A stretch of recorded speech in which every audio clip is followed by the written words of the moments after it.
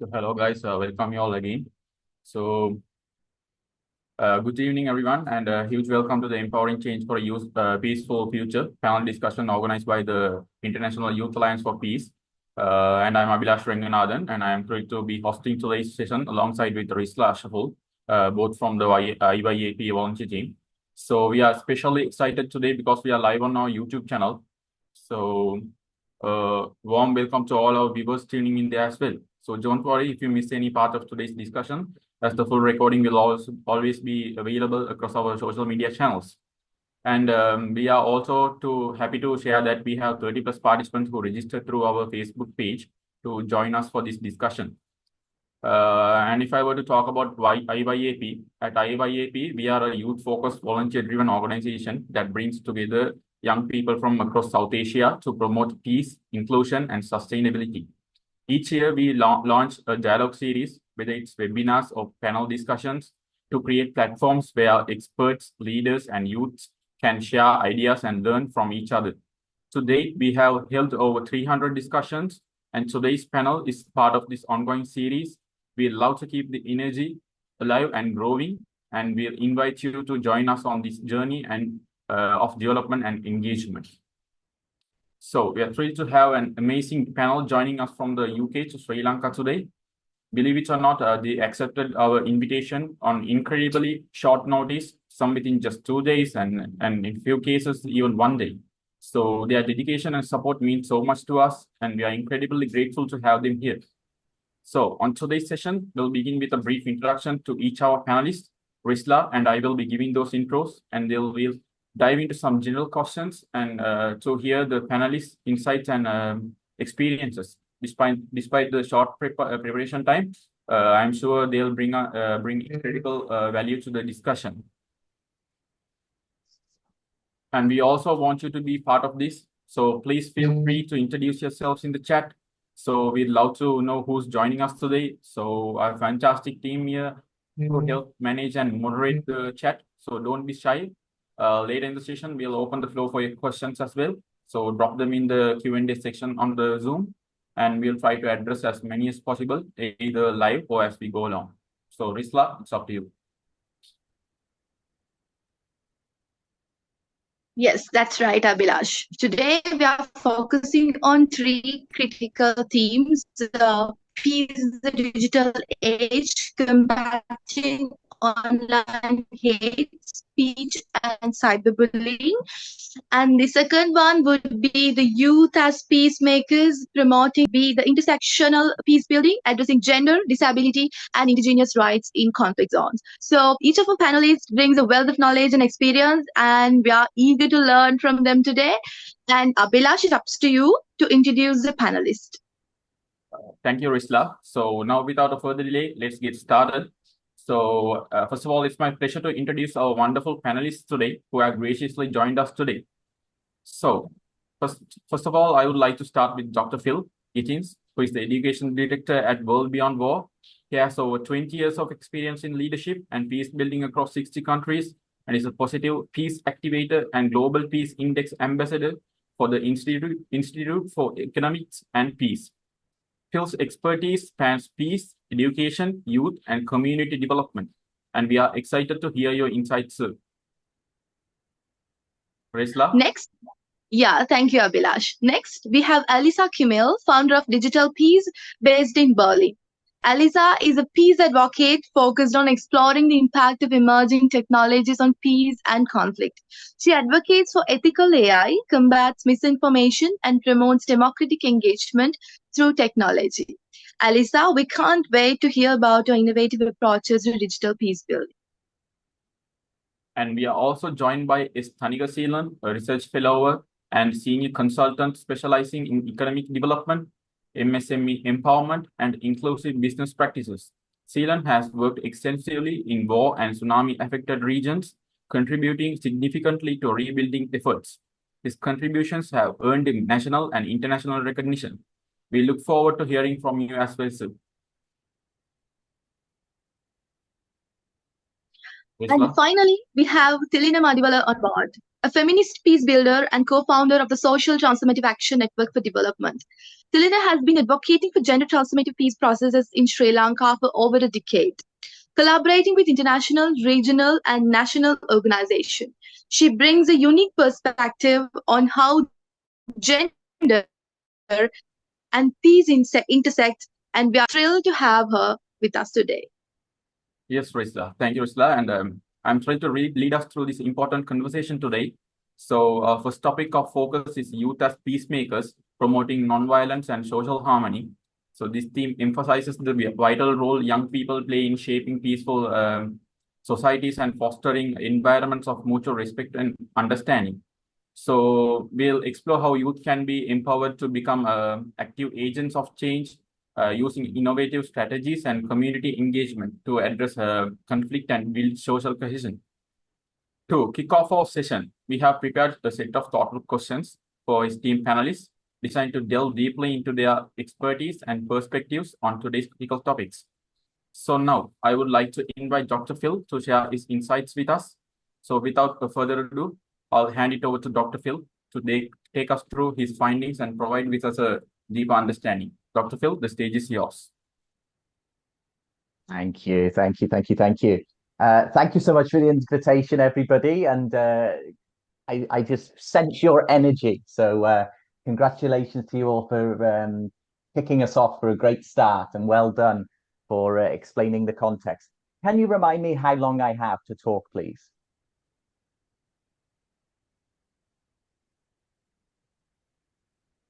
Yes, sir. You can. You do have around. Is that 5 minutes? No, 20 minutes. How much? You do have around 20 minutes, sir. 20 minutes. Okay, I wasn't told that on the email. Okay. So fair enough. I can talk a lot more about things then. Okay, so youth and peace building. Let's break it down. There's a few things. One, we need to define what we mean by youth, and I can say something about that. And then we can say something about what we mean by peace building. And I want to make an argument here that there's no viable way of achieving sustainable peace and development that doesn't include two things. One, the role and the meaningful role of young people, and I'm going to make the argument for why that is the case. Two, the abolition of war, and I'm going to also make the case for that as well. Okay. Maybe let's start with the first one, peace. What do we mean by peace? Well, peace means different things to different people, but one good way of understanding it is this broad understanding of it's made up of negative and positive peace. So negative peace can be the absence of direct war and direct violence. So it could be physical, or it could be I say things to you, etc. But it's also the presence of positive peace with justice. So this means the absence of structural violence and cultural violence. So what do we mean by that? Structural violence is the policies and procedures that are put in place to marginalize, to undermine, to stereotype, etc., certain groups or certain people. For example, I might say, I'm from England and we should have much better policies and much better ways of working than people from Sri Lanka. Of course, we wouldn't do that, but just to give you an example in terms of structural violence. Cultural violence is in here, and there's an argument that says all of us are culturally violent in some ways, because we have these initial thoughts in our head. Now, there's nothing we can stop about that. My background is a psychotherapist, so I understand this. We have these thoughts that come into our head. We need to recognize that, and then it's important what we do with them, right? However, sometimes cultural violence goes too far, and we have these assumptions that actually it's okay to discriminate against these groups. It's okay. Of course it's not, but people think in their mind, okay? So there's the idea of this negative positive peace, to kind of frame one way of thinking about peace. But what we need to do is think of not just peace, but a culture of peace. A culture of peace. So what we mean by a culture of peace is that it could be peace with ourselves, peace with others, peace with the region, peace with the planet, and peace with nature. Okay, so this is what we mean by a broader culture of peace. There's this saying, and I think there's a lot of truth in that, that none of us are safe until all of us are safe. What we need to do is get away from this idea of, okay, let's look after ourselves. And I'm going to say something about that shortly in terms of war. When you think about peace and development, there's 17 sustainable development goals from the United Nations. There's 17 of them. Peace is number 16, but it actually cuts across all of the 17. And the UN and others say there is no way of achieving sustainable development without peace, and no way of achieving peace without sustainable development. So why do they say that? Well, they say that because there's no way of achieving peace or sustainable development in a world full of war and a world full of violence. Where there's violence, it directs attention away from positive and productive activities such as education, health, climate action, COVID mitigation, etc. Okay, so in order to achieve the sustainable development goals, we need to understand the root causes of violence. So this comes to my one argument why I think war abolition is bar none, the biggest threat to peace on the planet. Let's look at the facts. Over 180 million people have died since the 21st century in wars. War and preparations for war. So I'm not just talking about bombs being dropped in countries. I'm talking about preparations for war, which, sorry, Alissa, also, and the UK, it happens mostly in global north countries, including Europe and including the US in particular. Okay, so the preparations for war, the immediacy of war with the bombs dropped, but also the legacies of war. War and preparations for war is the leading cause of death, injury, and trauma on the planet. If we're interested in climate change, there is no way of achieving our goals in climate change if we don't address the war system. Why is that? War is the biggest polluter. The military is the biggest polluter on the planet. It's the biggest user of fossil fuels. So I know people will say to you, and it does, okay, individual actions do count. Okay, if I'm going to recycle, it does make a little bit of difference. It's not going to make the difference that we need. What we need is systematic change. We need to change the system. And the inherent system of war is the problem because it's large-scale violence on a really large scale. Let's think of another existential threat that we have. Nuclear weapons. I think we all could see the link there between nuclear weapons and war, okay? Let's think of other issues that we have with regards to war. The refugee crisis. Now we have over 114 million people displaced around the world. A large majority, not all of them, are displaced because of armed conflict and war, okay? Let's think of the economic crisis that we have around the world. The Institute for Economics and Peace suggests that about 19 trillion is spent on containing the violence around the world. And I see different figures, but I think about half of that at least can be attributed to war. So about 10 trillion is attributed to war. If you put that into perspective, I was just doing some research on this recently. We spend 2 trillion each year on so-called defense. Half of that comes from the US. If you put that into perspective on how much we spend on peace building, it's about 0.4%. So what does that tell us? It tells us that we're preparing much more for war than we are for peace. So what is the result of all this then? Well, one of the results is that we're now at a 30-year high in violence around the world. And of course, the other things that I mentioned. But I think another big thing, and this is existential in a sense, I think one of the biggest challenges or one of the biggest problems that war brings about is collaboration or the lack of collaboration. If we want to make progress on any of the 17 sustainable development goals, we have to collaborate. We're living in an interconnected world, a globalized world. We have to collaborate across countries. We have to collaborate across regions. But when there's war and when this country's looking over their shoulder and spending more arms because they're worried about their neighbors. So I would say that's a really big thing that's overlooked with regards to war, that it's actually the biggest challenge, the biggest impediment to global collaboration on existential crises. And we obviously need to change that. So hopefully, to some extent, I persuaded you of why abolishing war should be a part of a peace builder's task. And the reason why I say that is because I often hear there's many different ways. And Johan Galton, who's one of the founders of peace studies, he always spoke about there are many tasks for people in peace building. That's true. Everybody can play different roles. But my argument here is that more of us should be aware of the issue of war. Because I work for a global organization. We have membership in 193 countries. I often speak with many of my alumni. We've got about 2,900 now alumni around the world. They are getting much more aware of the war system. But outside of this organization, not all peace builders are.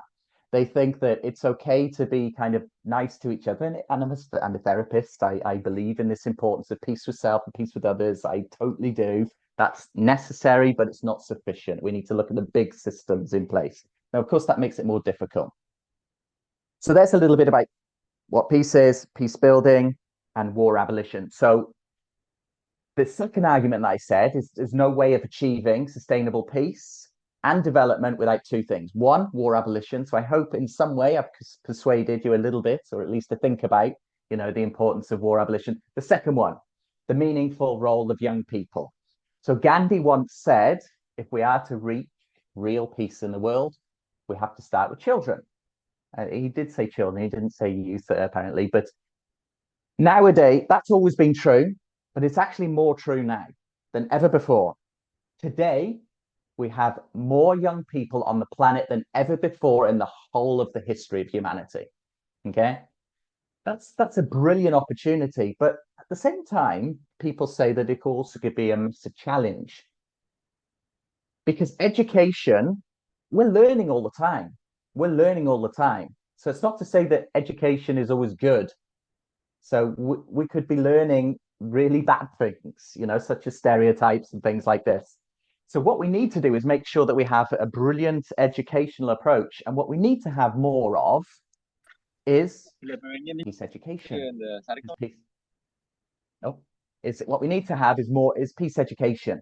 I am just writing something for the Council of Europe now, which is making a recommendation for peace education across the 46 Council of Europe member states, saying that it needs to be more embedded within schools, within youth work centres, etc., as a way of enabling young people to learn the mindset of non-violence, the knowledge of what is peace, what is violence, what is conflict, what is power, the attitudes of respect, of love, of empathy, of honesty, of tolerance, etc., and the skills to analyze and understand your situation, etc. These are really, really important skills for peace building, knowledge, competencies for peace building, actually transferable, because the ability to problem solve, the ability to think critically, these are all transferable skills that you can use in everyday life. Conflict is part of everyday life, whether you like it or not. All of us will have conflict with ourselves, with others, etc. And we can choose to respond to conflict in a broad way in two different ways. One, with violence. Two, without violence or through non-violence, the power of non-violence. So what we need to do is train young people to understand what non-violence is and how they can use their power in really effective ways to work for peace and not work for war or violence. So the question is, well, how do you do all this? And I thought I only had 5 minutes, and that's what I thought I saw in the email. So I talked a lot more than I thought. If I would have known I had 20 minutes, I would have done a presentation for a program that we have. But what I will do is I will put it in the chat for you. It's a project called Peace Education and Action for Impact. And if people are interested, we are doing a information session about this next Saturday at 4:00 UK time. People can write to me on the email, and I will put things on LinkedIn, etc. But this project started in 2021 as a collaboration with Rotary, which is the world's largest business service organization in the world. And since 2021, we developed the project because we saw there was lots of some things missing within the field. And we thought we can address some of the gaps. So this project is 14 weeks. So you have 6 weeks of peace education online and then 8 weeks of peace action. And what we do is that it's all online. So this links to your interest around kind of digital peace building as well, maybe. It's all online. So young people can engage with each other in these different countries. It's not a voluntary based project. So what I mean by that is one individual can't just sign up and say, I want to be part of this project, Phill. What they have to do is develop a country project team. And the country project team is made up of 14 people or more. So 10 young people, age 18 to 35, and then 4 kind of adults that kind of support the young people to go through the project, the 6 weeks of peace education and the 8 weeks of action. So we started the project with a huge pilot of 12 countries. So we had 4 from Africa, Nigeria, South Sudan, Kenya, Cameroon, 4 from Europe, Ukraine, Russia, which was a joint team, by the way, which was really interesting. Serbia and Turkey. And then also US, Canada, Venezuela, and Colombia. That was in 2021. We run the project in 2020. Oh, sorry. Sorry to interrupt you, sir. Yes. Due to the time constraints, we are supposed to be moving to the next session. I'm really sorry about that. That I wasn't aware about the duration and everything. Yes, no, you told me 5 minutes, but yes, thank you so much. Thank you. But anyways, you can conclude your speech, sir. Yes. I just kind of kept rambling because you wanted me to speak for 20 minutes. So I will just finish by saying the Peace Education Project is available for country project teams if they want to be involved. We will start another project in February, and we already have at least 3 countries involved. We want to have about 5 probably. We will have this time Egypt, Ghana, probably Wales, probably Pakistan, 4 so far. And we're interested in having another 1 or another 2 countries. If people are interested, please write to me. And thank you for my waffling. I didn't realize that I was being able to speak for 20 minutes. So thank you. And please, if you have any questions, write to them in the chat. Thank you. Yes, sir. So thank you very much, sir. So I do have some quick questions for you. So okay. So how can youth be empowered to take active roles as peacemakers in their communities, especially in post-conflict areas? Learning about many ways, but learning about what are the challenges in your community. So a project in Sri Lanka would be different to a project in Germany, would be different to a project in the UK. So what you need to do is learn some skills to analyze what is the situation, what are the problems that we're facing. The better you can understand the problems that you're facing in your context, the better you can try and develop strategies to address those problems. So that would be one way. Another one way would be start with yourself. I know I spoke about ending war, and that's a massive task, but start with yourself. Try to be a nice person. And I know people will think, well, I am. No, really, that is the first place you want to start. Try and be a nice person. Try and listen to people. Try and be empathic with people. Love yourself first and foremost, because you can't control other people. But what you can try and do is control yourself a little bit more, your emotions, manage yourself, etc. Be self-aware. So there's a few thoughts. Yes, sir. Thank you, sir. Thank you so much for your insights and invaluable thoughts. So now let's turn to our attention to our second panelist. For that, I would like to call upon Ms. Rizla. So Rizla, the stage is yours. Yes, thank you, Abilaash, and thank you again, Mr. Phill. That was so insightful and informative. And next, we'll move on to our second theme, inclusive peace building, addressing gender and disability. Here we have Thilina Madiwala, who will speak about the vital role of feminist perspectives and inclusive in peace efforts. So without any further delay, let's call Thilina Madiwala on stage. Ma'am, the stage is yours. Hi. I think I want to also raise something. Thank you for inviting me first. I think I'm one of the perhaps panelists who was approached like one day before. I think I made a clarification to the organizers that I'll be talking about intersectional peace building, not inclusive peace building, because from what I understand, there was another panelist who was talking about inclusive peace building.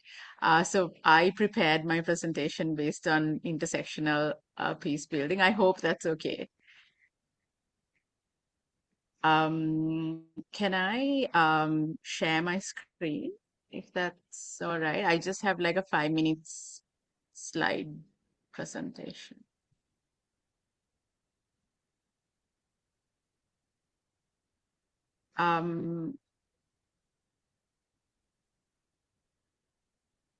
Yes, so just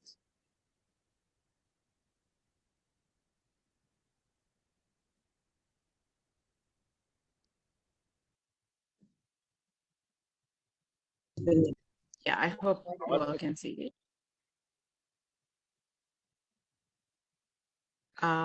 Yeah.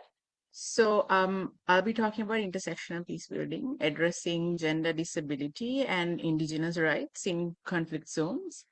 So first of all, I would just like to kind of say that all this information that I'm sharing today will be basically based on my own experiences. And I also want to kind of give a trigger warning because my focus is on sexual and gender-based violence against women. Yeah, so I'll just move to the next slide. So this is just a snapshot of my journey as a feminist peace builder. So what I'm sharing today is based on, again, like I said, knowledge gained from my academic studies, professional experience, and activism, and also my own lived experience. So I will use a combination of theories and also practical examples with a feminist perspective. And like I said earlier, I also want to give a trigger warning about the content because it might be re-traumatizing. So please take a break if you want to look after yourself as a form of self-care. So my focus today, like I said, is on sexual and gender-based violence against women in all diversities who are also living with disabilities in conflict zones. In my work, I have identified some of these like key reasons why this is a problem. So one of the reasons is the lack of understanding and awareness on the prevalence of sexual and gender-based violence against women in all diversities living with disabilities. And the second that I have identified is the victim narrative, because women in all diversities are most often seen as victims without agency. And third is lack of accessible material and data on SGBV against these women. And also fourth, lack of inclusivity. Most mainstream spaces are not inclusive of women, these women who are survivors of SGBV. And I also see that the root cause for this is actually existing patriarchal power structures and also institutions within societies in conflict zones. So moving to the next slides, I'll just like talk about what is SGBV against women in all diversities. For this, I will just unpack this by introducing you to what is SGBV, who are women in all diversities, and who are persons with disabilities. So in this slide, I have kind of taken a screenshot of the definition of UNHCR. So UNHCR defines SGBV as any harmful act that is perpetrated against a person's will and is based on gender norms and unequal power relationships. So SGBV encompasses threats of violence, coercion, and other deprivations of liberty, whether occurring in public or even private life. It can be physical, emotional, psychological, or sexual in nature. It inflicts harm on women, girls, men, and boys. So I want you to think about something like, what about women in all diversities? Are they not experiencing SGBV? Is it women who experience SGBV the most? So these are some of the things that I want you to kind of reflect upon. So I'll just move to the next slide. So this is, I'm just kind of like, bear with me. This is a bit theoretical because I thought it's kind of important to, give that context.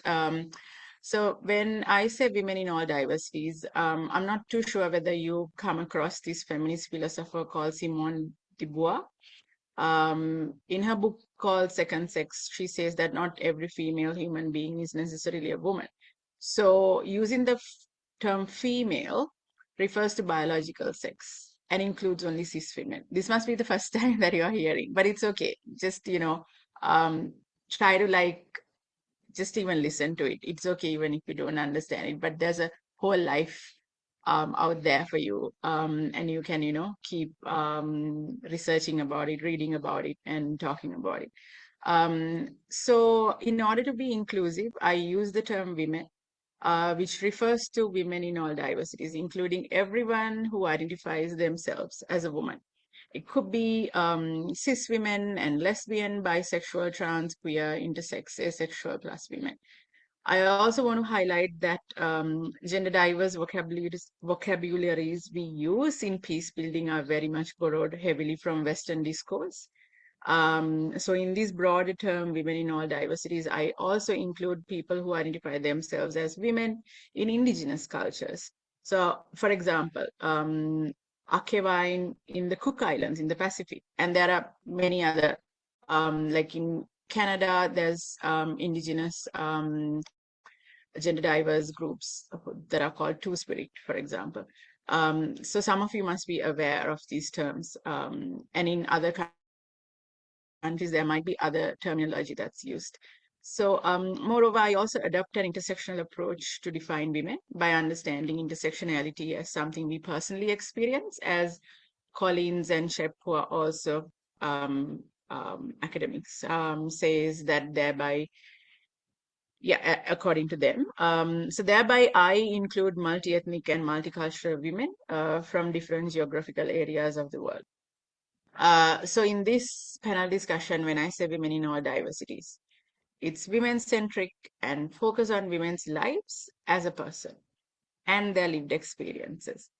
So I'll move to the next slide, which I talk about who are persons with disabilities. So in this slide, I've taken, again, a screenshot from the United Nations Convention on the Rights of Persons with Disabilities. It says persons with disabilities include those who have long-term physical, mental, intellectual, or sensory impairments, which in interaction with various barriers may hinder their full and effective participation in society on an equal basis with others. So lastly, I just want to kind of say, why is this a problem? Why SGBV against women in all diversities with disabilities is a problem.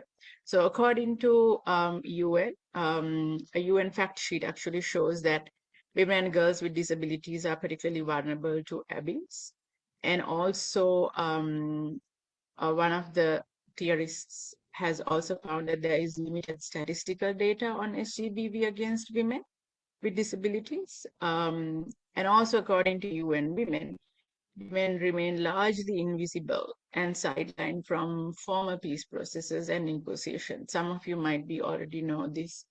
So this is just a short introduction to intersectional peace building because it's a very broad area.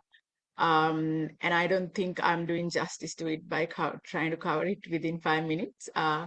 But this is just a teaser for all of you. And based on your interest, you can read more about it. And also, I'm happy to answer any questions as well. Thank you for that.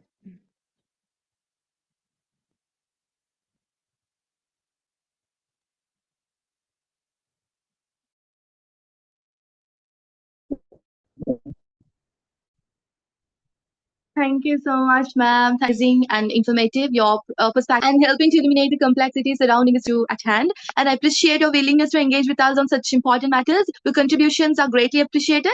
And Abilaash, shall we move to the next session?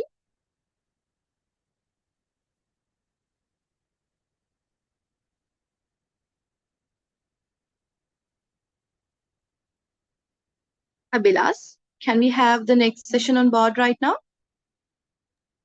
Yeah, sorry, I was muted. So yeah, sure. We'll move on to the next panelist. So next we turn to our third theme, indigenous rights and cultural preservation. So I would like to call upon our panelist, St. Thanikaseelan, who is an expert in indigenous rights and peace building processes. So Thanikaseelan, the stage is yours.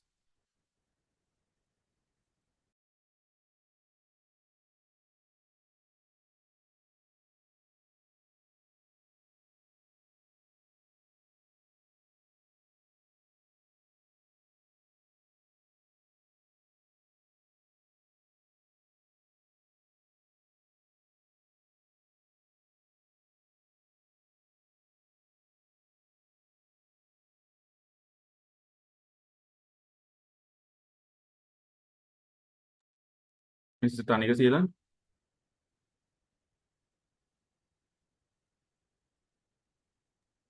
Yeah, Abilaash, if he's not here, shall we move to the next session till he joins? Is that okay? Yeah, sure. So since we don't have the panelist present here, so we'll move on to the next panelist. Yeah, till he joins. Yeah, we'll move to the next session. And now we have on board Alissa, and I'm so excited to welcome her on board to share her valuable insights. Alissa, the stage is yours. Thank you so much, first of all, to all of you for having me today, and to the other panelists. You did such great presentations, and it's really hard for me to step in and keep the same level of quality now. I just want to briefly make sure about my time as well. Just maybe you could just give me a brief. If I have 5 minutes, it's super. Will you ask me other questions? So I will just have an idea of what I need to cover.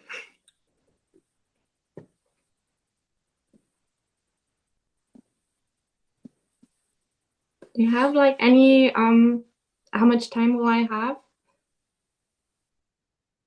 Ma'am, sorry for interrupting, ma'am. You can take 8 to 10 minutes. Okay, and then there will be no further questions asked, because like that I know what I need to tell.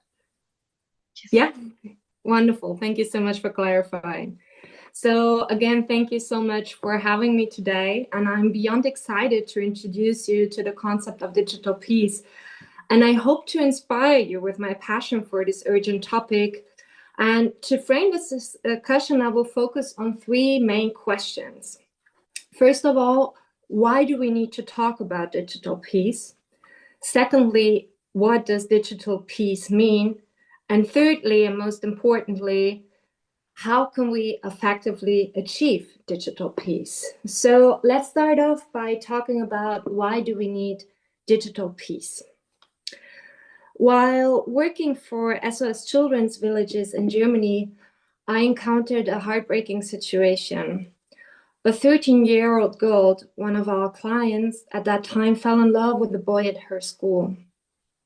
Only a few days into their relationship, he asked her for an intimate photo. Trusting him and not being aware about the consequences of digital interaction yet, she shared it. Within only a few days, that photo was spread across her whole school and among all her friends. Unfortunately, she is just one of many young people, particularly girls, that become victims of violence online. 1 in 6 people under the age of 21 have experienced digital violence, and nearly 70% of young people feel that social media is impacting their mental health negatively. But the impacts of digital violence extend beyond personal experience. So digital violence is a social phenomenon that is impacting us all. Information warfare, the spread of misinformation, and hate speech online are not only influencing election outcomes, our societies are becoming increasingly polarized, with online echo chambers reinforcing extreme viewpoints and making constructive dialogue nearly impossible.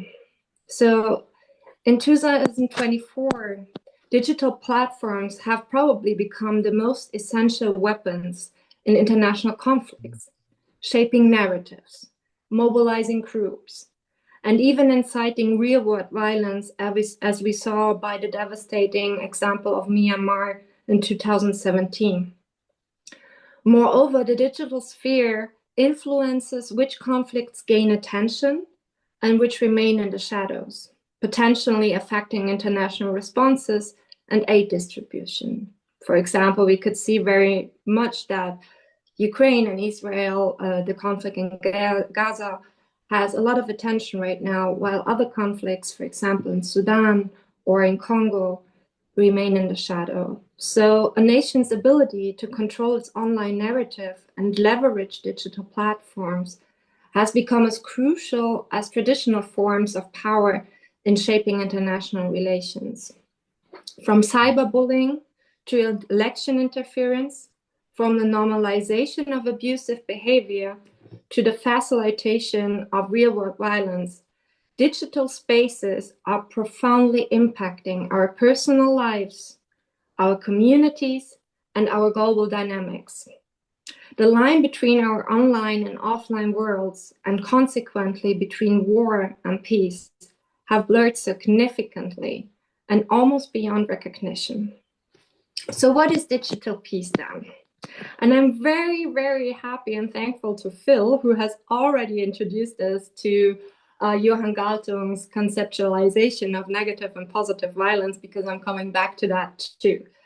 So it's crucial to understand that while there are many promising initiatives addressing digital threats right now already, most of these are concentrating on a negative dimension of peace only. Cybersecurity strategies, fact-checking collaborations, or content moderation systems are all commendable and very important efforts, but they often fall short because they're reactive solutions, dealing with symptoms rather than the root causes of conflict.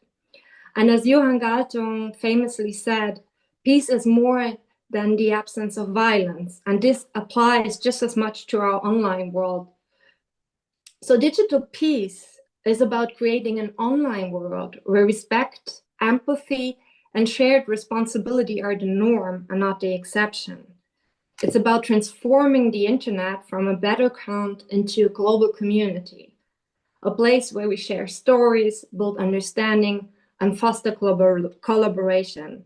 And this touches on all the three dimensions of peace as well. So we have digital security, which is like the negative digital peace. And then we have structural digital peace, as well as cultural digital peace. So imagine a digital landscape where algorithms promote diversity instead of division, where the power to shape our online future is distributed among all users and not concentrated in the hands of a few tech giants. Picture a cyberspace where cultural bridges are built daily and where digital literacy empowers every user to navigate information critically and compassionately. So this, briefly, we could go much more into detail, but I want to be mindful of the time, is the vision of digital peace. Not only touching the visible direct threats, but going deeper in visualizing, as cheesy as it sounds, a harmonious online community. So last and most importantly, what are the most critical steps we can take towards this vision of digital peace? Mahatma Gandhi once said, "There is no path to peace, but peace is the path." And while there are countless essential steps to take along this path right now, from environmental sustainability to effective diplomacy and conflict resolution, to tackling important issues like sexual gender-based violence or integrating youth, me personally, I believe that digital peace has become a very crucial part of the broader struggle for peace itself. In our increasingly interconnected world, every click, every post, and every share is a step along this journey. So how do we ensure that we are walking in the right direction? First and foremost, and I couldn't agree more with Phill, education is our compass.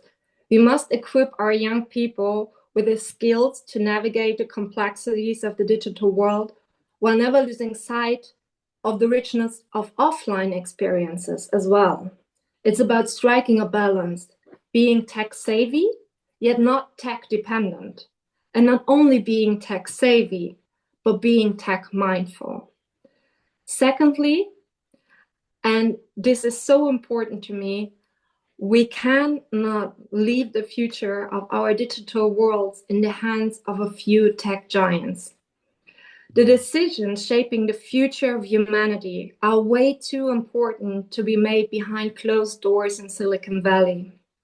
I believe that democratic engagement with technological progress is the key to a peaceful digital future. The conversation about digitalization and emerging technologies should be as crucial and widespread as the one we are currently having about climate change, only with one difference: less corporate influence. So right now we're witnessing how AI is transforming every aspect of our lives, and other emerging technologies, like, for example, brain-computer interfaces, are proving to be just as revolutionary. But these advancements, they are not natural catastrophes beyond our control. They are human-made. And we as humans must take the responsibility seriously to remain the ones in charge of shaping their impact on our future. So I want to challenge each of you: engage, question, propose, whether it's in your university, your community, or on a global platform. Make your compassionate voice heard. Because digital peace isn't about taming the digital Wild West we have. It's about co-creating the digital world we want.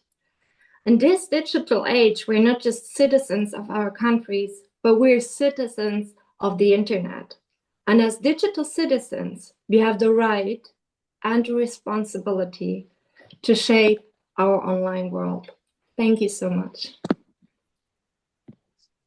Thank you so much, ma'am. That was so insightful. And I think that everybody has got something, not something.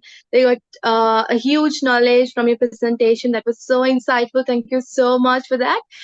And they are now going to ask from Mr. Phill again. And Mr. Phill, according to your experience, what role does education plays in fostering a culture of peace among young people? We are excited to ask this question from Mr. Phill and to listen your insights. Mr. Phill, the stage is yours. Yes. So education plays an essential role. It's necessary and it's not sufficient. It's necessary in the sense that people need to learn certain mindsets, knowledge, skills, and attitudes. Okay, so that's why it's necessary to learn about what is the biggest threat to peace, what is the biggest threat to development. We need to learn these things. Okay, we need to know that education has an impact, whether it's positive or negative. So we need to try and make sure. And by the way, a lot of research around the world, just been writing about this in this latest report coming out. A lot of research shows that education, particularly formal education, has a much bigger impact on destructive conflict and actually the reverse of bringing about peace. This is traditional formal schooling. So we need a particular form of peace education. Okay, so it's really, really important. It's necessary and it's not sufficient. Ideally, what needs to happen, and this is one of the things we try and do in our programs, we need both education and action, and we need education to inform action and action to inform education. It's this idea of praxis. I don't know if you've come across this, but the idea of inquiry, reflection, learning, and action, and all of them feeding into each other. So it's necessary and not sufficient. There's this famous saying, actually, see if I can remember it. It's by Paulo Freire, who says, education alone can't change society, but without education, nothing will change. So I think that's, it kind of underlines the importance of education. Thank you, Mr. Phill. That was so much insightful, and thank you for shedding light on that. And I believe that that answer has a big impact on the society as well. So now, let's listen from Miss Thilina Madiwala. Like, I have a question based on women voices. Like, how can we ensure that women's voices are prioritized in peace negotiations and policy development, ma'am? What do you think? The stage is yours, Miss Thilina Madiwala. Thank you, Rizla, for asking that. Yeah, so in my experience, I have kind of extensively worked with grassroots level women to bring their voices to policy development and also peace negotiations at national and international levels. So what I'm saying is also kind of based on that experience. I think it's important that grassroots level women with first-hand experiences of conflict are consulted during the complete process of, from drafting and also finalizing policies. And that also includes seeking their feedback because they're the knowledge holders. So I think what usually happens is, policies are developed where the power holders are, or rather the government officials. And we tend to kind of forget that, power also lies with grassroots level women. And they also know what's best for them and their affected families and communities. And it's also important that in countries that has multiple languages, for example, in Sri Lanka, we have two official languages, Sinhala and Tamil, and we have English as the link language, that these consultations are held in local languages with interpretations and translations, so that these policy processes and documents are accessible to these women. Because what happened most often is like at the national level or even at international levels, most documents and conversations are happening in English. So, and there's so much, conversation about decolonizing peace building and development work. So how do we decolonize if English is a colonial language? I think we have to kind of make information accessible in local languages. And I'm sure those who are joining from other countries, from Africa, from East Asia, and even in Latin America, there are indigenous languages too. And it's important that, there are translations and interpretations in these languages. I also want to give an example in my work during the transitional justice processes that Sri Lanka had. We ensured that when women are invited to these type of policy development and peace negotiation processes, these accessibility requirements are met.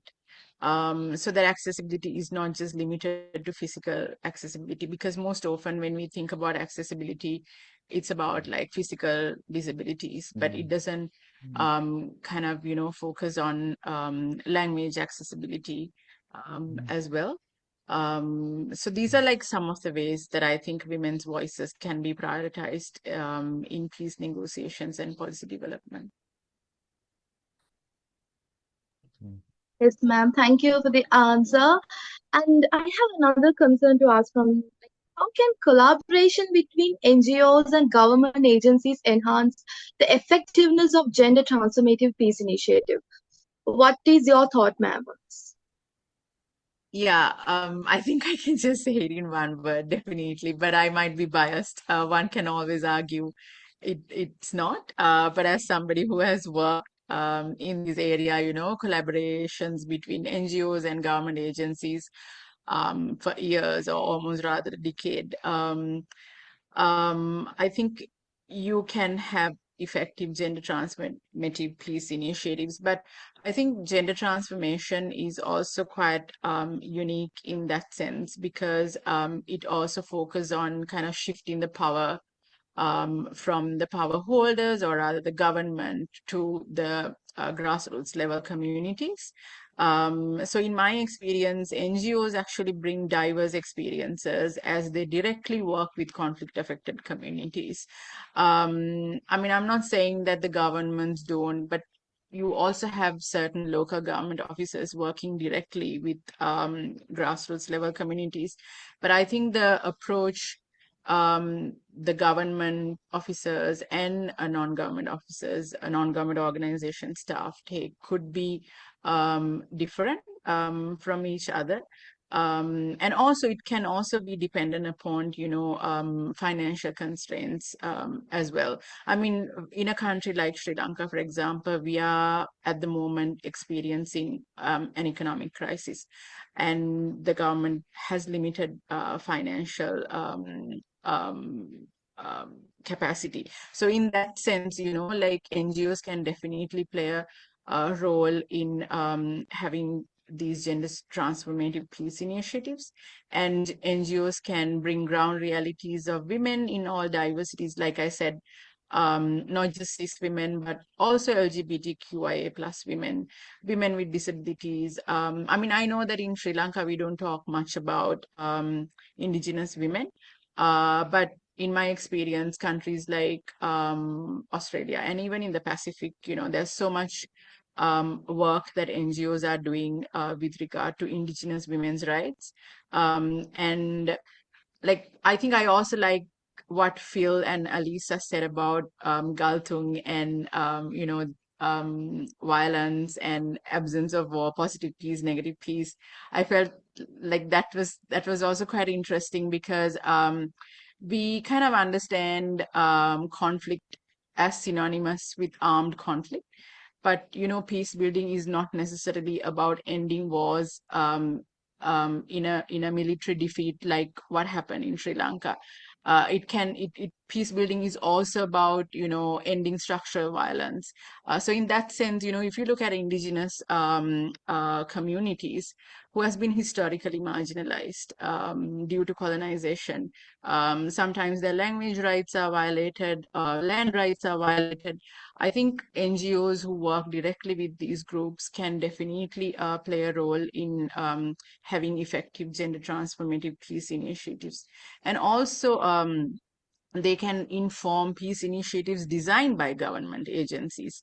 I have been part of those. Like, for example, in Sri Lanka, there was a policy and a national action plan that was developed on war-affected women heads of households.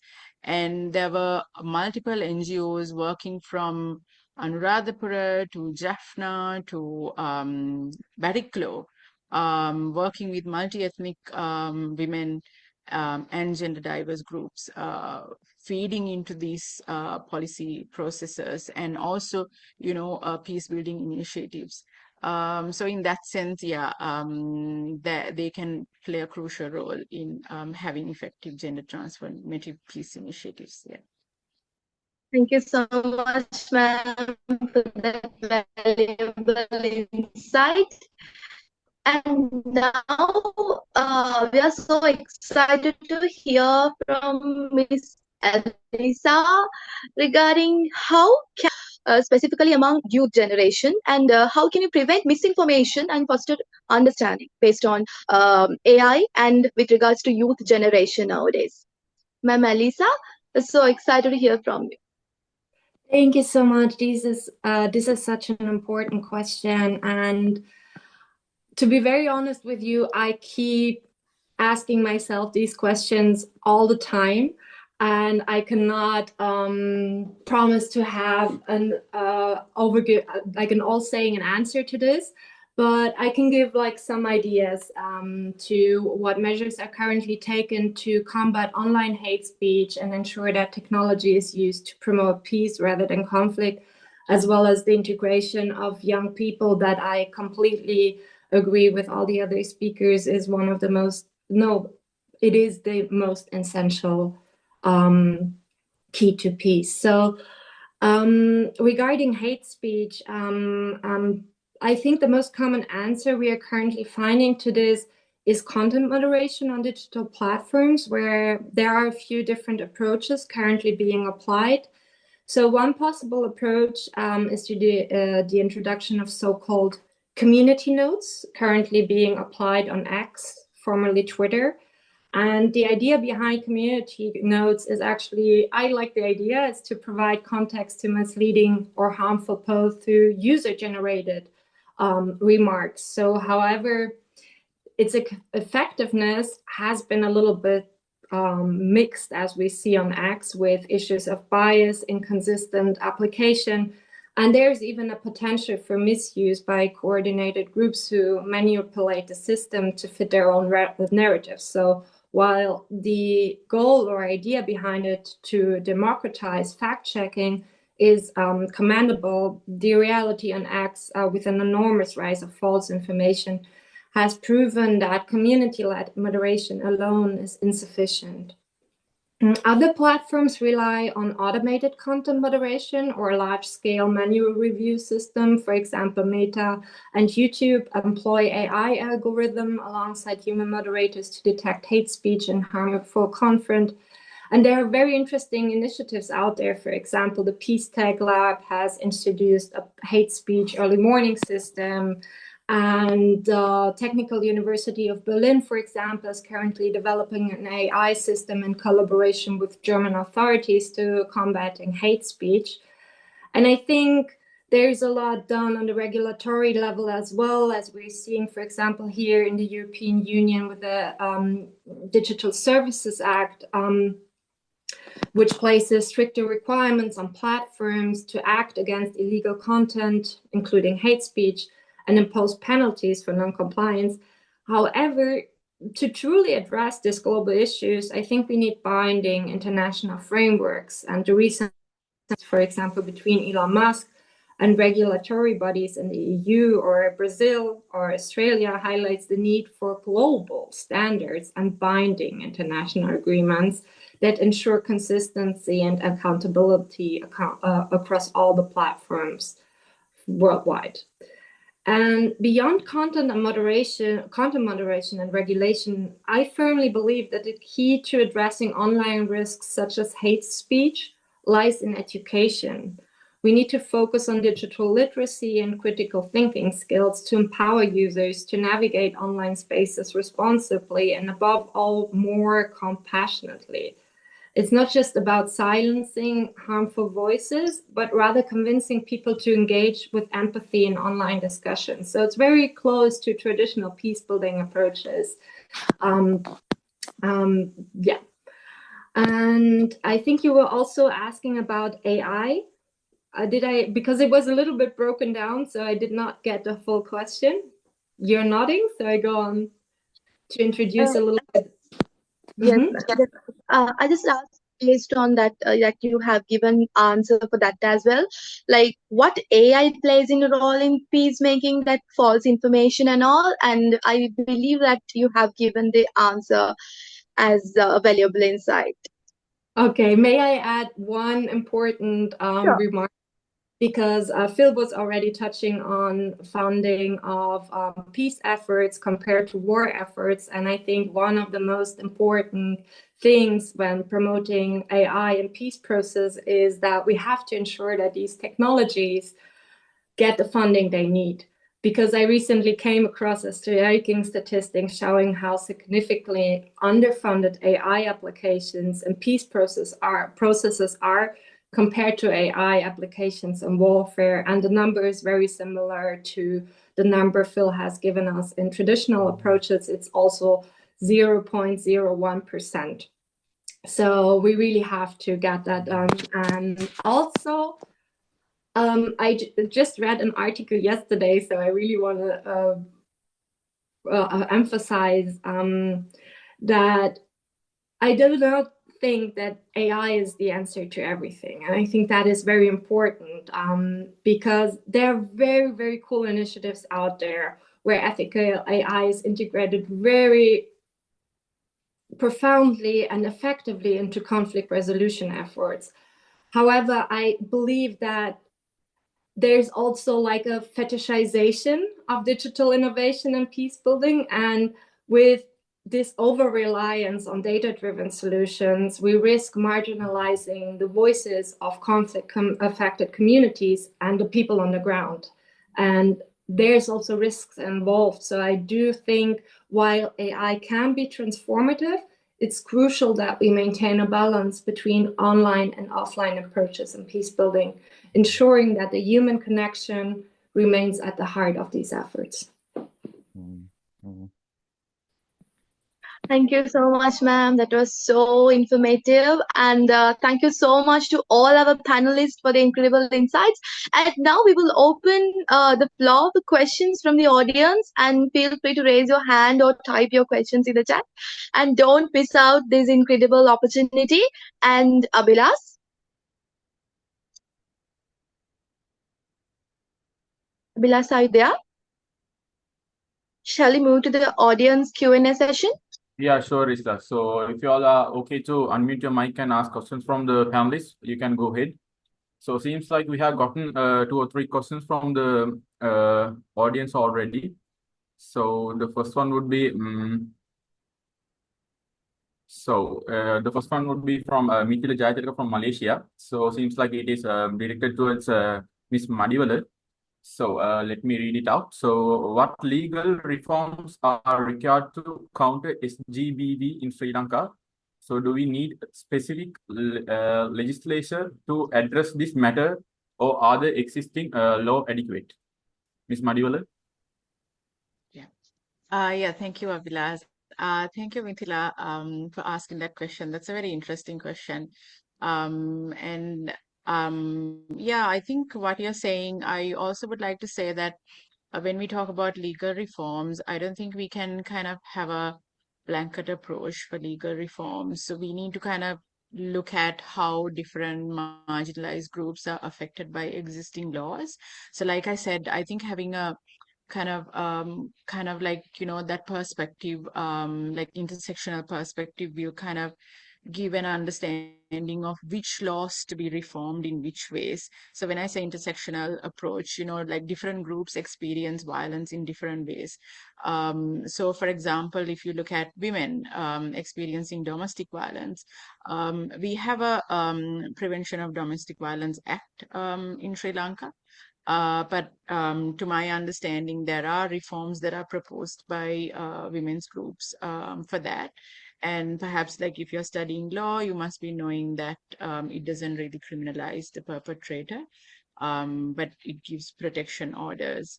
And also, if you look at LGBTQIA plus communities in Sri Lanka, you know, we definitely need to repeal the Section 365 and Section 365A in our penal code.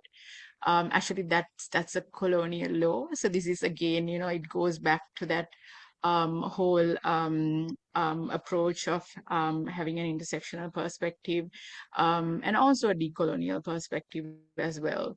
So these are just, you know, like few ways of being very specific about what legal reforms are needed to counter SGBV. And also, like Alissa said, online violence is a huge issue. And Sri Lanka also needs to work on these, especially, you know, young women experience online violence.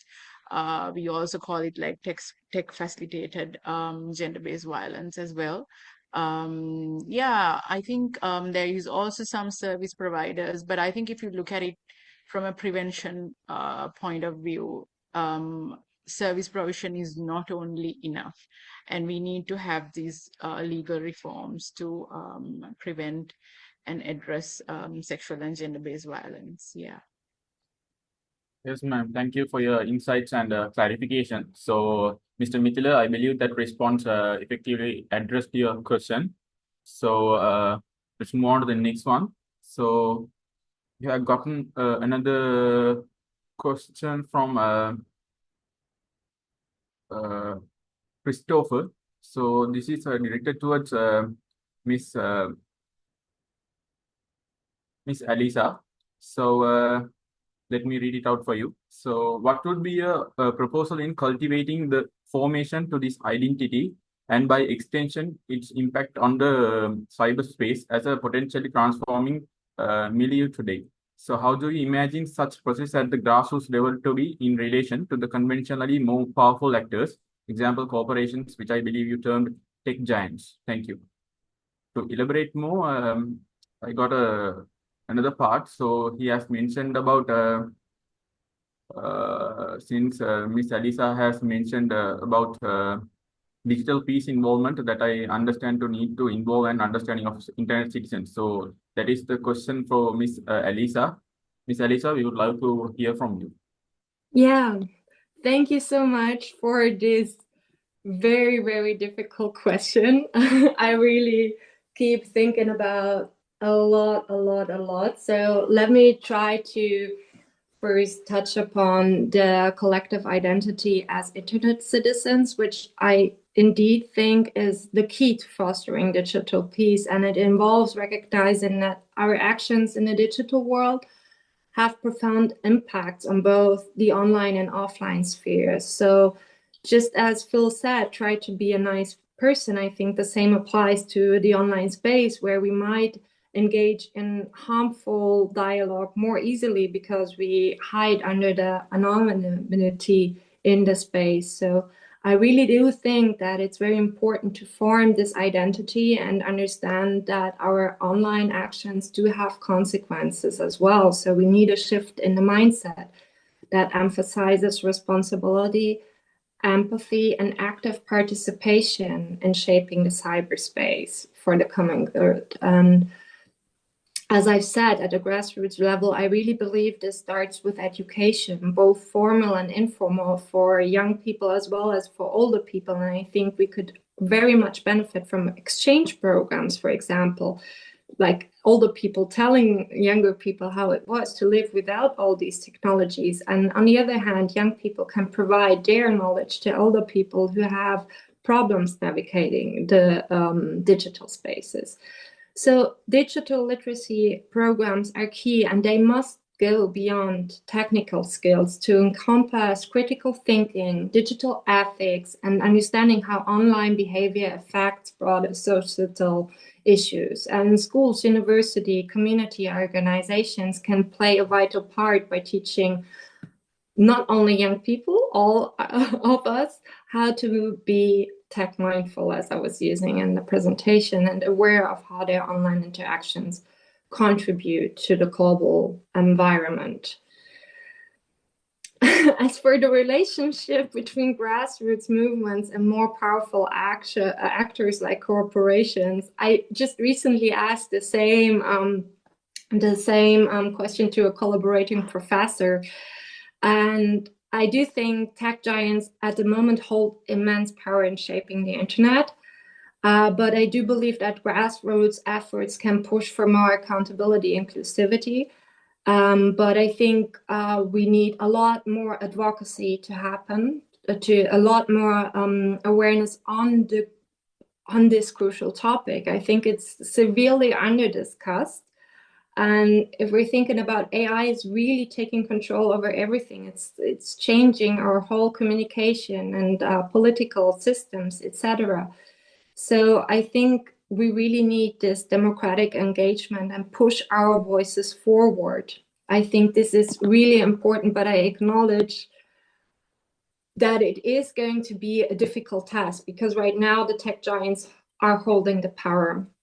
But I think it's also in many ways about building bridges between these actors. And I was taking notes that today we are having more young people than elder people. And my personal belief for a peaceful or a better future really lies in the upcoming generations. And I was seeing some AI developers, and they are taking so much consideration of AI bias and trying to really make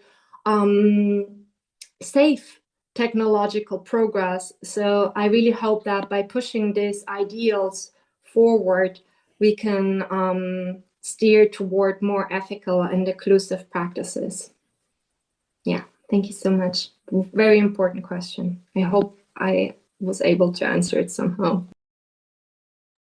Yes, ma'am. Thank you for your informative and in-depth clarification. So, Mr. Christopher, I guess it has made sense to your question. So, seems like we have covered everything up. So, Rizla, do you have any questions from your side? Yeah, I have received a question. I think that is for Miss Madiwala. That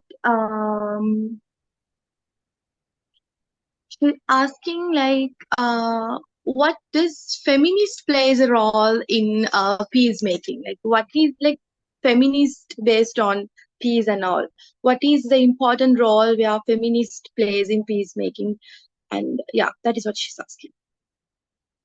Miss Madiwala. Yeah, thank you, Rizla, for that question. That's quite an interesting question, because there's so much backlash against feminist peace builders these days, given the active wars in the world. So I'll try to do justice to this answer. So, in my opinion, feminist perspectives to peace building are quite useful to address issues of historically marginalized groups. Like I said, indigenous women and also LGBTQIA plus women. So as we know, Phill and also Alissa said, peace is not just about the absence of war. It's also about addressing structural violence against historically marginalized groups.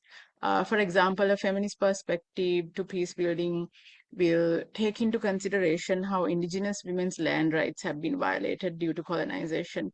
And also it will focus on women with disabilities rights, because most often, women with disabilities are seen as not having a sexual life. And then, their right to have sexual and reproductive health care is violated. And also, feminist perspectives will also respect the fact that LGBT or LGBTQIA plus women are more vulnerable in conflict zones, and will create safe spaces to provide support for these women.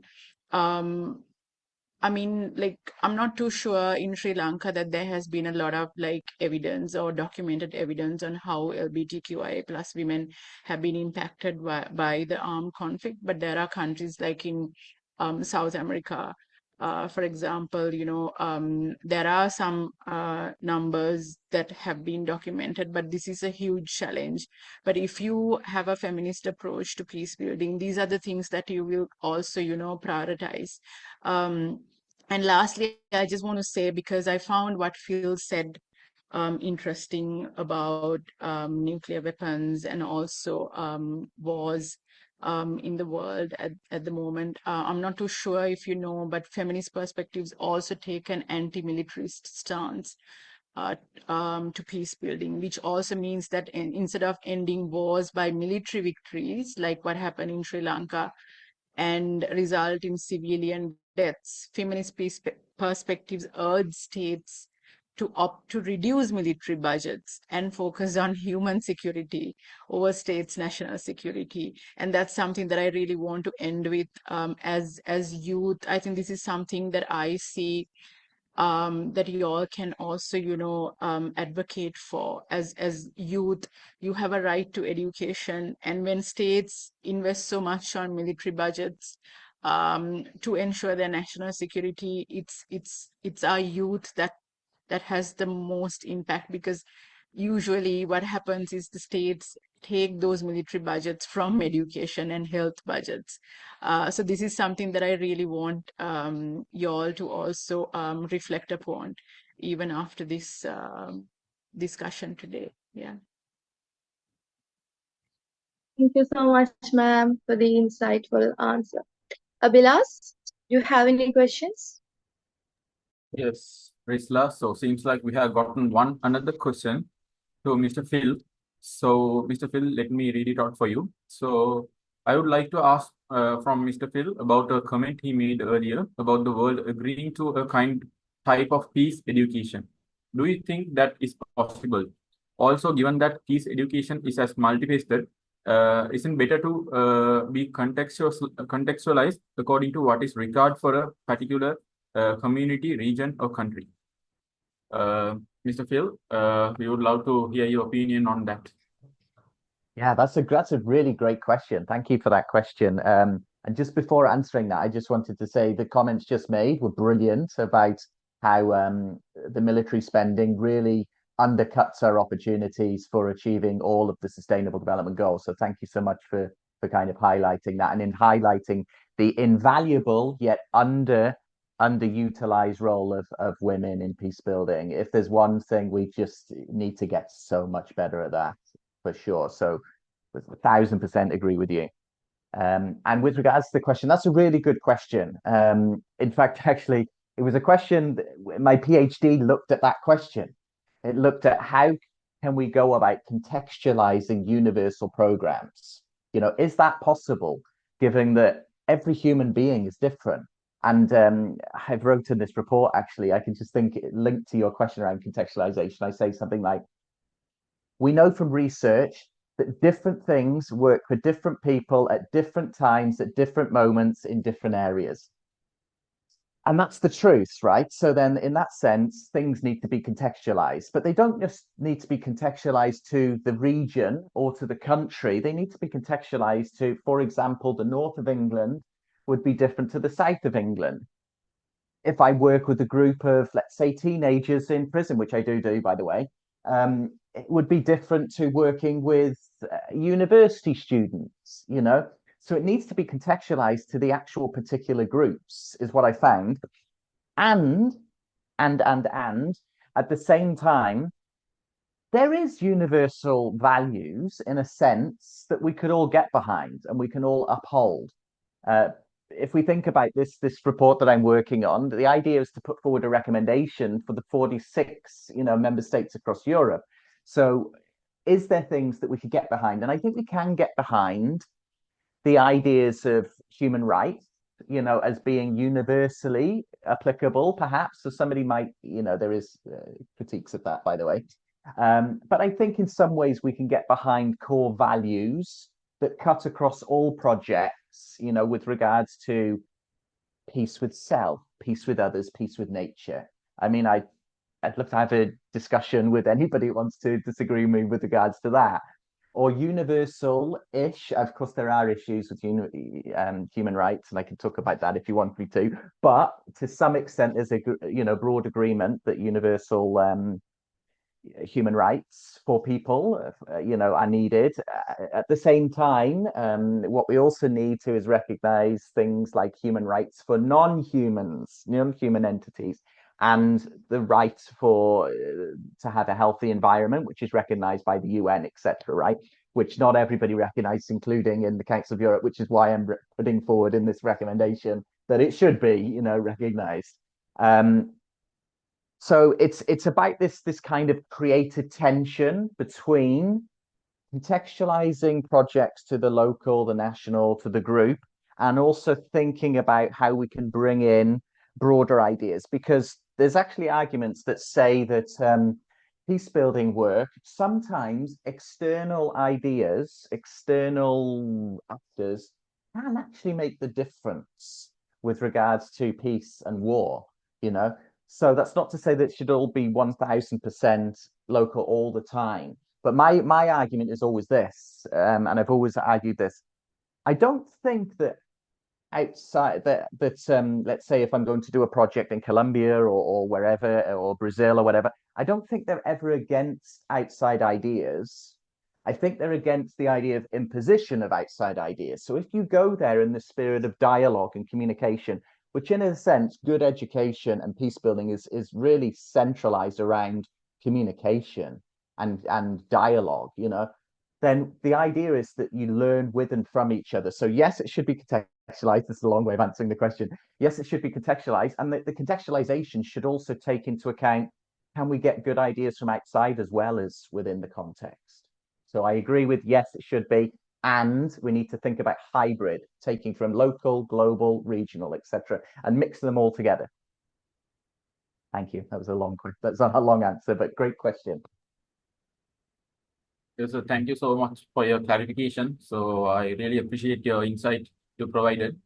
So I believe it has helped to clarify things. So, Rizla? Yeah, so shall we move to the closing statement then, Abilaash? Yeah, sure. So Shall we before start from it, Thilina Madiwala? before we conclude, so we would love to hear your insights and perspectives on this session from the panelists. So could you all please share your opinion and any concluding thoughts you have based on this discussion? We'll start from Ms. Madiwala. Yeah, thank you, Abilaash. Like I said, I also want to kind of like reiterate that, according to also international organizations such as UN Women, that it is proven women's inclusion in peace building processes is essential for long-term success. And traditionally excluded groups such as women with disabilities have the capacity to make important contributions to peace building. And similarly, women in all diversities with disabilities who experience structural violence, like my colleagues also said, such as SGBV, have that capacity as well. And that's something, that's kind of like ignored most often because these women are often seen as victims without agency. So it is important to adopt an intersectional feminist approach to women's inclusion because most often what happens is that, we only tend to look at numbers. Oh, we have this many numbers, we have this many we have this many women, we have this many men, and peace building shouldn't be limited to those numbers. But that meaningful inclusion of women is also important. What are these women doing in these peace processes is important. Where do they sit? Are they just used for certain purposes, or do they really have a decision making role in peace processes is something that's also important.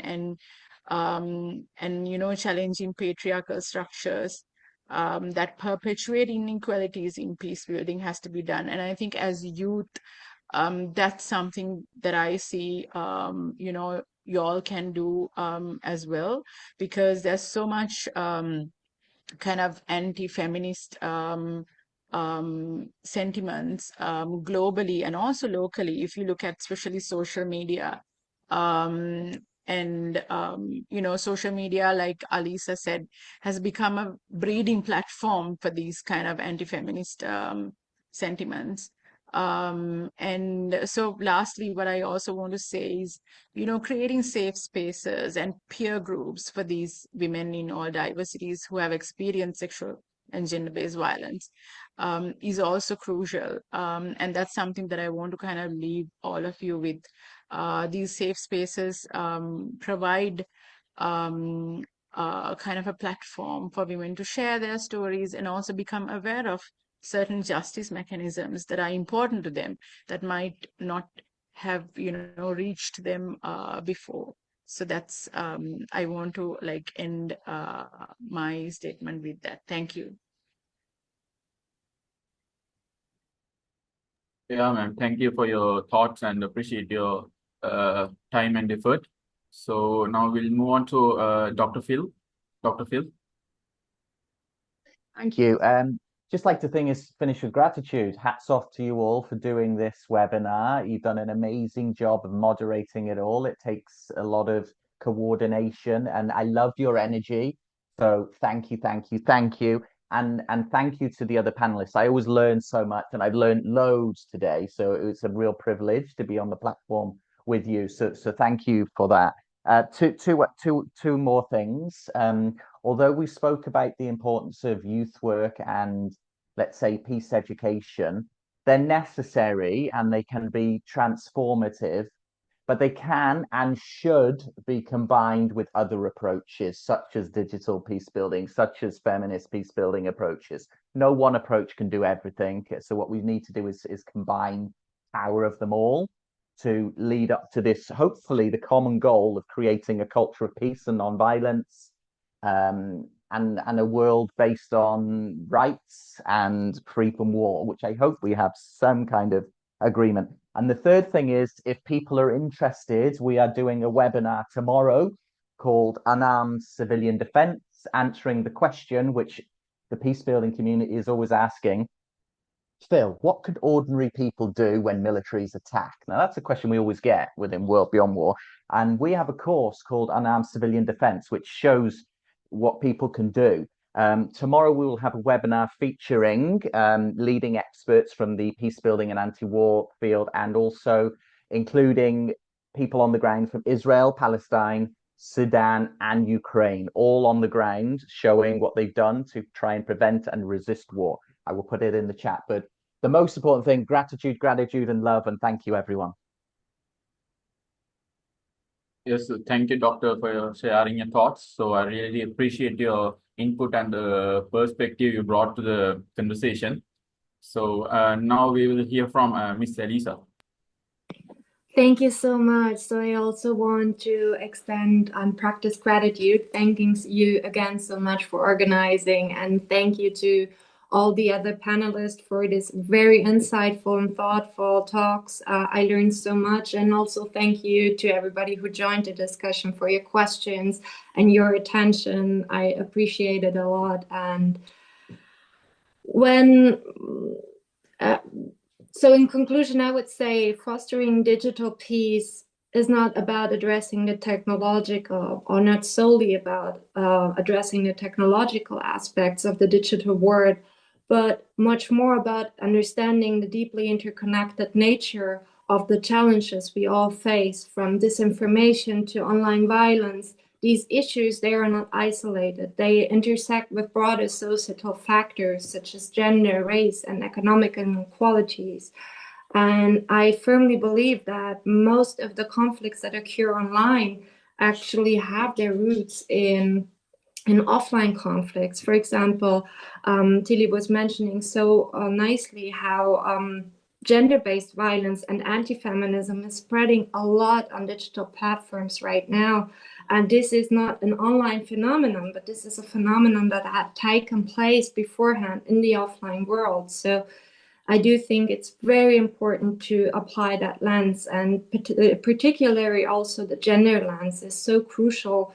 As Tilly pointed out, women and marginalized community are disproportionately impacted by digital violence and also exclusion. I think this is a very important topic that we need to tackle as well, is the exclusion of large communities from the offline world. I was just talking yesterday about the situation in Africa and how, for example, the African continent is very much threatened to be again left behind. And not only the African continent, I was just talking to people from Cameroon, so that's why we were talking about this.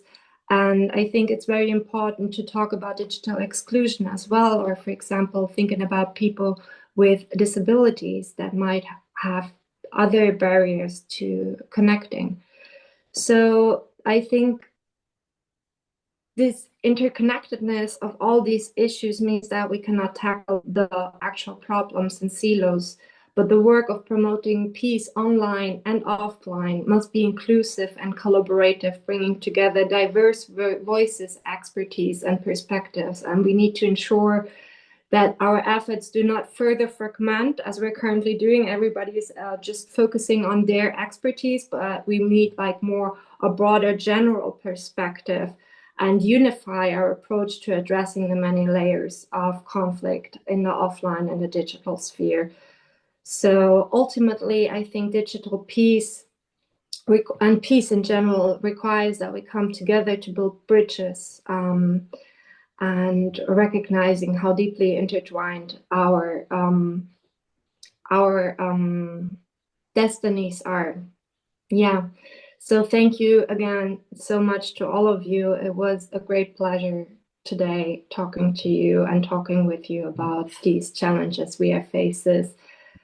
Yeah, and I'm very confident that together we can create a safer, more inclusive and peaceful environment where all voices, regardless of gender or background, are heard and valued. Thank you so much. Thank you, ma'am. Thank you. Thank you for your sharing your insights. So, and not to forget, your perspective adds a lot to our discussions as well. So before we conclude, so Rizla, have you got anything to say? I'm so excited to say that the continuation of this webinar will be happening on the 2nd of October, and we invite you all to stick with our social media platform, and we also invite our dearest panelists to stick with us and to collaborate with us for the future webinars as well. And also, we are so excited to educate regarding peace and conflict resolution and all to our young people across the country. And we are so excited to promote peace and its impacts. Yeah. Yes, Rizla. So as we conclude today's session, I would like to take a moment to express our heartfelt gratitude to all of our panelists for generously sharing their knowledge, insights, and experiences with us. So this has been an inspiring discussion that has illuminated the critical themes of youth empowerment, inclusivity, indigenous rights, and the digital challenges we face in modern peace building. So I want to extend my sincere gratitude to our esteemed panelists for sharing their invaluable insights and experiences. So your expertise has greatly enriched our discussions and provided us with a deeper understanding of the topics we explored. So, and I also want to thank our audience for joining us today. Your engagement and thoughtful questions have made this event truly interactive and meaningful. And we appreciate your commitment to these vital issues. And we hope you leave today be feeling inspired to take action in your own communities. And thank you all for being a part of this important dialogue. So before we conclude, we would love to capture this moment. So if you all are okay with turning on your cameras and smile for a pose, we would appreciate it.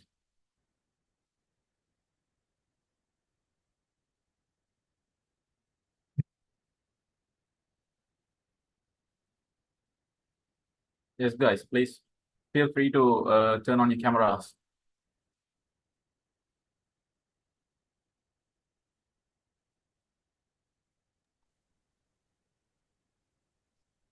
There we go. Looking beautiful, everyone. There we go.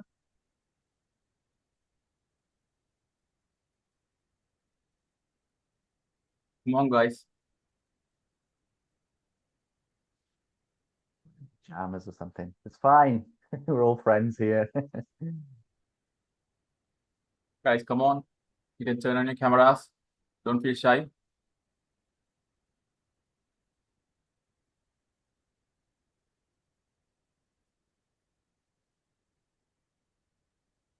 So we invite you all to turn on your cameras. Like this would be an incredible opportunity for you all. And we invite you all to turn on your cameras without hesitation. Abilaash, shall we go ahead? Yeah.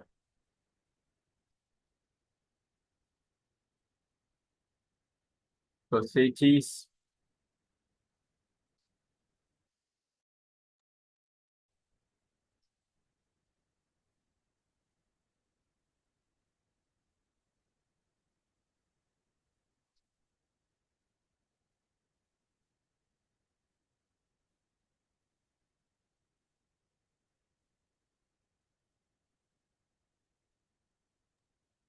Abilaash, are we done? Are you there? Are we done? Yeah, I hope the picture has been taken. And thank you so much for your valuable insight, my dear panelists. And we would like to thank our audience as well for their thoughtful participation. And today's conversation has highlighted the collective steps we must take to foster a culture of peace and inclusivity. I think together we can make meaningful change in our communities and across the world. And once again, I would like to give you a reminder that we'll be continuing this webinar series on the 2nd of October as well. And stick with our social media pages. And we invite our dearest panelists to stick with us and to collaborate in the future events as well, to promote peace and conflict resolution to our younger generation across the country and the world as well. And thank you once again for being part of this important discussion. We hope today's session has inspired you to take action in your own peace building journeys, and have a wonderful evening and take care all. Thank you so much for joining. Thank you, everyone.